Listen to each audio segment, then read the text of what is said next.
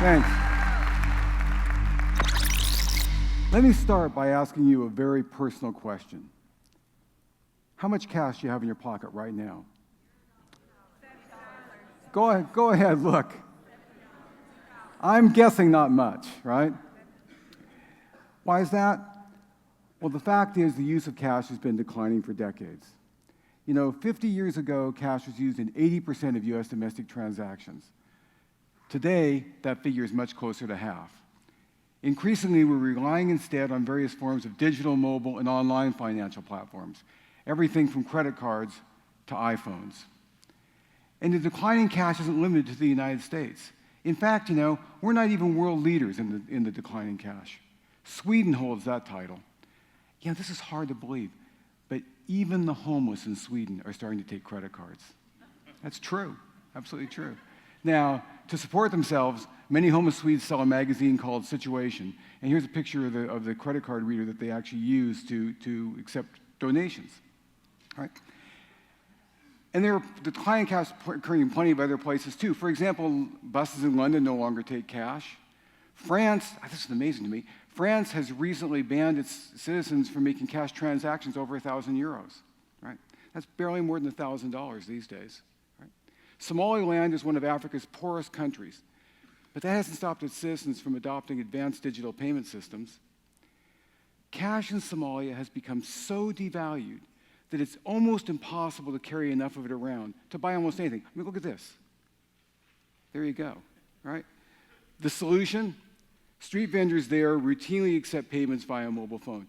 Somali phone owners use their phones to make an average of 34 financial transactions a month. Now, that's more than one a day, and it's actually one of the highest rates in the world. Once you start looking for it, evidence of the decline of cash is everywhere. Just the other day, for example, my lovely wife, Linda, she's in the audience somewhere. Anyway, just the other day, my lovely wife, Linda, went to the post office to buy one stamp. Now, don't get me started about this, because who the hell goes to the post office to buy one stamp, right? Well, she's out there somewhere. She ought to raise her hand, right? She does. Perfect example. Anyway, so she goes to the post office, waits in this long line to buy her one stamp, and then hands the clerk a $20 bill, right? I'm not kidding. The clerk just looks at her and says, "Lady, haven't you got a credit card?" So anyway, what's driving this trend away from cash? It's being driven by the triumvirate of consumers, governments, and business. Consumers are looking for convenience, governments are looking for efficiency, and businesses are looking for what they always look for, profits. But the rise of the digital economy has a very dark side for one occupational group, street criminals. And that's because it's replacing cash. Believe me, no one laments the demise of cash more than drug dealers, burglars, carjackers, and armed robbers. This is my world.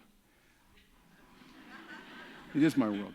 I've spent my entire working life hanging out with active burglars. Active street offenders.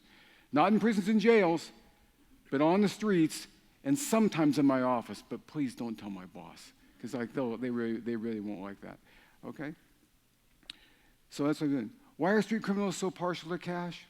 They're partial to it because it's the fuel that drives their criminality. Here's a brief lesson on the journey from birth to predatory street crime. Virtually all would-be street criminals are born into truly awful social circumstances, and they grow up witnessing plenty of violence. Here's what a local street offender has to say about his upbringing, and before I play this, I should say that the voices have been changed to protect the guilty. I grew up with shooting and fighting all over. You're a professor. You grew up with books. Where I'm from, you never know if you're going to live 1 minute to the next. People die every day. You can go to sleep and hear gunshots all night, man, all night. Ambulances and police cars steady riding through my neighborhood, man. Growing up in conditions like these loosens their ties to conventional society, essentially setting them adrift and making them vulnerable to the allure of street life. It's a common refrain amongst urban mothers that they fear losing their sons to the street. That's just not an irrational fear. Many of them, in fact, do end up losing their sons to the streets. The imperatives of street life call for the hedonistic pursuit of illicit action, especially hard drug use, but also illicit gambling, illicit sex, all these things that feed on themselves and constantly call for more of the same. Yeah, on the streets, the idea is to live life literally, and I'm talking literally here, literally as if there's, no tomorrow. Let's listen to another street offender here. You living that, where you chasing dope, chasing women, chasing gambling, all that chasing, you gotta pay for it, you hear? Ain't nothing free, gotta keep that train moving, gotta keep that party going. This kind of life can only be sustained through regular infusions of cash, which in turn can only be sustained through predatory street crime. Here's what another offender has to say about that. Look, I ain't gonna sit around and wait for something to drop in my lap. Ain't gonna get me no job, right? Well, I gotta use my head and my 32. I need to get the real stuff, the dope and the cash. I get what I need and I just keep it going. The problem, of course, is that as fast as offenders get their hands on more cash, they turn around and spend it with reckless abandon in this desperate attempt to quote-unquote keep the party going. But mind you, this isn't a suburban get-together over a few drinks. It's a never-ending struggle to sustain the unsustainable. Because remember, these are very poor people trying to maintain a very expensive habit. Let's listen to one last street offender, and on this occasion, I'm going to have to ask you to please excuse the language. Just got the money to blow, so fuck it. Blow it on whatever. It don't even matter. Whatever you see, you get it. Shit. Wasn't yours from the giddy up, so you can't act like careful with it. Wasn't yours to care for. Easy come, easy go. Shit. Traditionally, we tried to fight street crime by improving social conditions, but we haven't had much luck. We still have poverty, many urban schools are still a disaster, and there are still plenty of dysfunctional families. So disillusioned by our inability to reduce street crime by improving social conditions, more recently we've tried to fight a so-called war on drugs. Let me just ask you out there in the audience, does anybody out there think we've won that war? I don't see one hand. I don't see one. Okay, let me ask a different question. Does anyone out there think we have any chance of winning that war? No, I still don't see any, I don't see any hands at all. Okay, anyway, in thinking about this, I started to wonder whether we've been focusing on the wrong thing. Now, I grew up in Southern California, which is fire country. And one thing I know about fire is that if you want to fight it effectively, you have to starve it of fuel. Well, cash is the fuel on which street crime burns. So maybe we should focus our crime prevention efforts there by getting rid of cash. In a lot of high crime neighborhoods, a lot of the cash on the street used to come from welfare payments. People got a welfare check, and because most of them didn't have a bank account, they'd end up cashing that check at a local check cashing place and then carrying the money around with them in their pockets. And you know what? Then something interesting happened. In the mid-1990s, the federal government decided to streamline the welfare payment system. Congress mandated that every state had to replace welfare checks with debit cards by moving to a program called EBT. Now, for welfare recipients, this meant no more walking around with a pocket full of cash because the card itself could be used to make payments. So what's great about this is it meant that, the EBT program removed a certain amount of the cash circulating on the streets in high crime neighborhoods. Now, I was living in Missouri when the changeover happened there. Missouri didn't roll out their EBT program all at once. Instead, they implemented it a few counties at a time, starting in 1997. That was great news for me and my colleagues because it allowed us to compare the counties before and after the change was made to see what happened to street crime. I'm not going to keep you in suspense.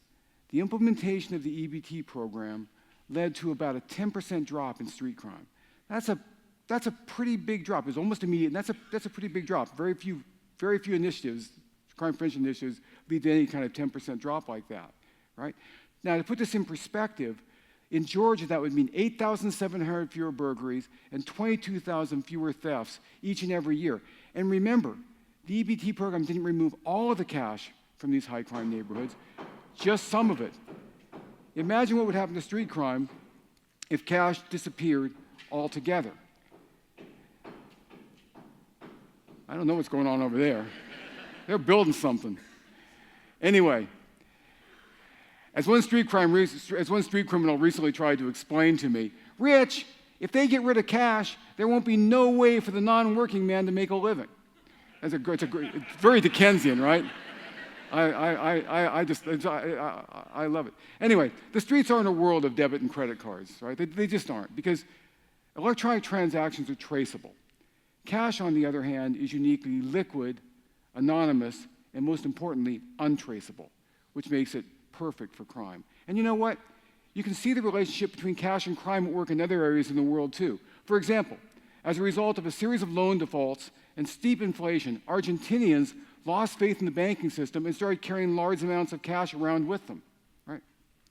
So there was more cash on the street, and with the Argentinian economy in absolute turmoil, there was more incentive to take that cash too.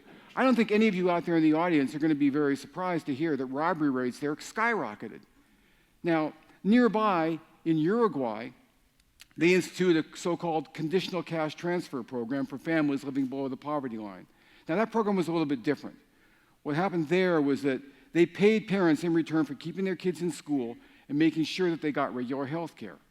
And they paid the parents in cash, which meant that there was more cash circulating on the streets in these poor neighborhoods. In many ways, this turned out to be a wonderful program. Kids stayed in school, and they got regular health care. Unfortunately, robbery and theft rates there skyrocketed too, which was too bad. Interestingly, Brazil, which is right next to Uruguay, also instituted a conditional cash transfer program at about the same time, and yet experienced no increase in crime whatsoever. What was the difference? Brazil didn't pay the parents in cash. Instead, they deposited the funds directly into a bank account for them. The past 20 years has witnessed an unprecedented drop in street crime. Here's what that drop looked like in the United States. Notice that it begins right in the middle of the 1990s, right? Just at the same time that the EBT program was being introduced across the country. I don't think that's a coincidence, right? But my question for you today is this: did crime really drop? Do you think it really dropped? The evidence suggests that the decreased use of cash and the increased use of debit and credit cards actually has been a double-edged sword when it comes to crime. On the one hand, it's definitely helped to reduce street crime. But at the same time, it's made cybercrime possible. Think Target, think TJ Maxx, or think the mother of all cybercrimes, Sony Pictures, right? So what we really have here appears to be more of a crime shift, not a crime drop, right?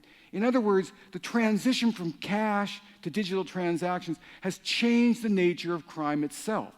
And they're changing it more and more all the time. But it's done more than that. It's also changing its offenders and victims, right? Now let me ask you out there in the audience, I got to shade my eyes to ask this question here. How many of you have ever been robbed at gunpoint? Hands up. Hands up. Okay, one. I see one. I see one. Maybe two. Yeah, several. Okay, a few. I see a few. There's a few. Okay, let me ask another question. How many of you have ever had your credit card information stolen? Hands up. Yeah, there we go. The fact is that the real beneficiaries of the drop in street crime mostly aren't you and me. And that's because we didn't really experience that much street crime to begin with. Look how few of you have been robbed. Now, with the rise of the digital economy, right, crime victims are starting to look a lot more like the people in this auditorium. And you know what? So are the offenders. Street criminals haven't abandoned burglary, robbery, carjacking, and drug dealing for cybercrime. This is where we see the criminological impact of the so-called digital divide, with street criminals being left behind simply because they lack the technological sophistication and access to keep up.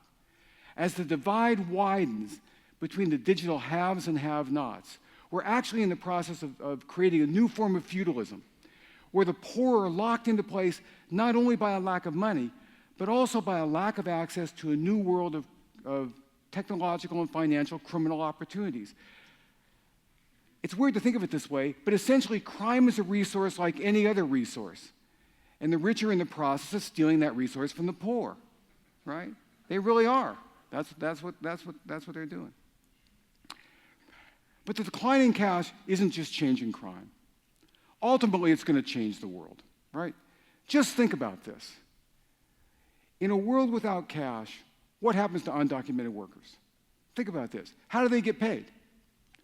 What happens to human trafficking? What happens to drug trafficking? What happens to income tax evasion? There's a whole shadow economy out there that runs entirely on cash. And many of us, actually probably most of us, are more dependent on that economy than we realize or would care to admit. What's going to happen to it?